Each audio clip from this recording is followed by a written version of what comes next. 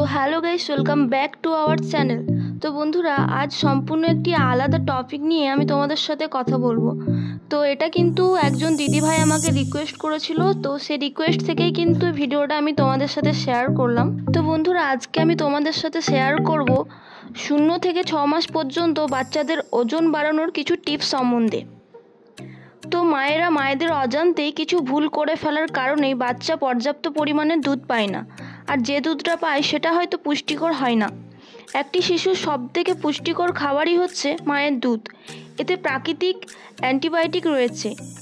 যে সমস্ত শিশুরা দুধ পায় না তারা কিন্তু শারীরিকভাবে দুর্বল হয়ে পড়ে। এতে রোগ প্রতিরোধ ক্ষমতাও কম হয়ে পড়ে। এছাড়াও মায়েদের দুধ না পেলে বাচ্চারা কিন্তু মাথার বুদ্ধিও কম হয়।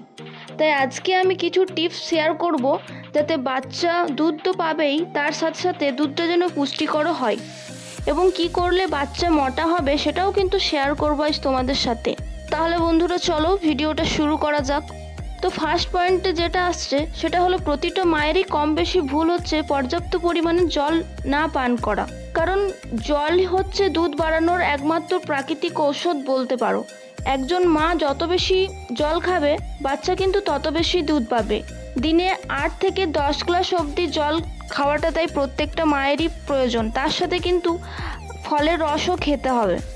এটা মনে রাখবেন, আপনি যেটা খাচ্ছেন সেটাই কিন্তু বাচ্চারা পুষ্টি হিসেবে পাবে। তাই আপনাকে কিন্তু পর্যাপ্ত পরিমাণের পুষ্টিকর খাবার খেতে হবে।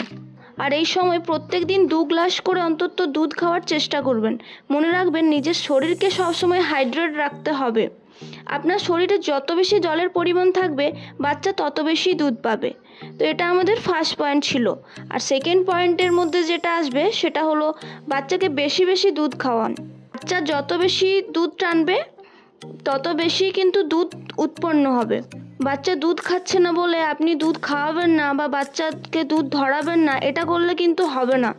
আপনাদেরকে কিন্তু বুঝতে হবে যে বাচ্চা কিন্তু যত দুধ টানবে ততই কিন্তু মিল্কের সাপ্লাই বাড়বে। বাচ্চা দুধ পাচ্ছে না বলে যে বাচ্চাকে ফর্মুলা মিল্কের বোতল ধরিয়ে দেবেন, এটা কিন্তু করলে হবে না। বাচ্চা যখন একবার বোতলের স্বাদ পেয়ে যাবে তখন কিন্তু তার আর মায়ের দুধ টানতে চাইবে না। বাচ্চা কিন্তু কম পরিশ্রম করেই বোতলের দুধ খেয়ে নেয়, তাই মায়ের দুধ কিন্তু অনেকটা পরিশ্রম করে খেতে হয়। এটা কিন্তু মাথায় রাখবেন। তাই চেষ্টা করবেন যতটা সম্ভব হবে বাচ্চাকে বোতলের দুধ না খাওয়াতে। যদি খুবই প্রয়োজন পড়ে, যদি বুঝতে পারেন ব্রেস্ট মিল্কের সাপ্লাই খুবই কম হচ্ছে, তখন হয়তো বাটি চামচ দিয়ে একটু আধটু খাওয়াতে পারেন, কিন্তু বোতল কখনোই ধরাবেন না। তো বন্ধুরা, এরপর আমরা 3 নম্বর কারণ সম্পর্কে আলোচনা করব। তো এই সময় যখন বাচ্চারা দুধ খাবে তখন কিন্তু গর্ভনিরোধক যে ট্যাবলেটগুলো রয়েছে সেগুলো খাওয়ার থেকে কিন্তু বিরত থাকুন।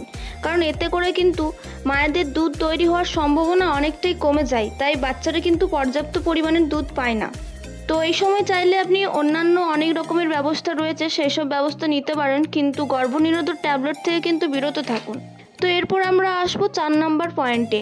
তো একটা স্তন সম্পূর্ণভাবে খাওয়ানো কমপ্লিট হলেই বাচ্চাকে আরও একটি স্তন খাওয়াবেন। অনেক মায়েরাই রয়েছেন যারা 5 মিনিট বা 2-3 মিনিটের পরেই স্তন চেঞ্জ করিয়ে আরও একটি স্তনে বাচ্চাকে দুধ খাওয়ান। এটা কিন্তু একেবারেই করবেন না। এরকম করলে কিন্তু বাচ্চা ফ্যাটযুক্ত দুধ পাবে না। ফ্যাটযুক্ত দুধ তৈরি হতে মোটামুটি 10 মিনিট বাচ্চারা খাওয়ার পরই ফ্যাটযুক্ত দুধ তৈরি হয়। আর এই ফ্যাটযুক্ত মিল্কটা যদি বাচ্চারা না খেতে পায় তাহলে তার শরীরের গঠন ঠিক হবে না।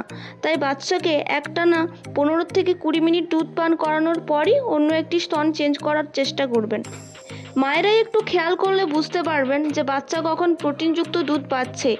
আপনারা বাচ্চাকে যখন দুধ পান করাবেন তখন বাচ্চার মাথাটা একটু উঁচু করে রাখবেন, যাতে বাচ্চা পর্যাপ্ত পরিমাণে দুধ খেতে পারে আর তার দুধ খাওয়ার টাইমে যেন কোনো প্রবলেম না হয়।